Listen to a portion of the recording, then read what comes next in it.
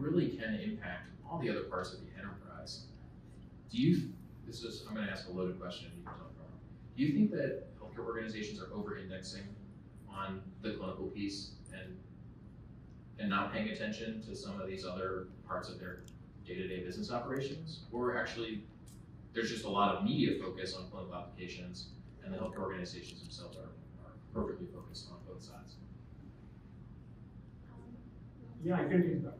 So I think the difficult part is always the clinical applications because the patients are involved in it. So the most concern around security or impact always shows up in that space.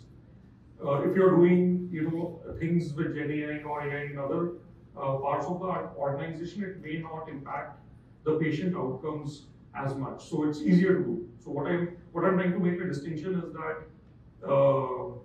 yes, I think there might be over-indexing in my opinion, and there's a lot more potential to do a lot more in other parts of the organization, not just the clinical side of things.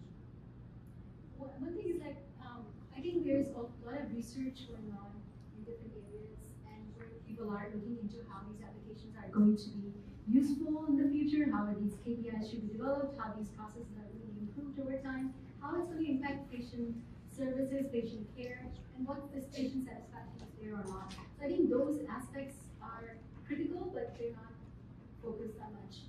That is something that we do. We develop KPIs to make sure that all the stakeholders are satisfied.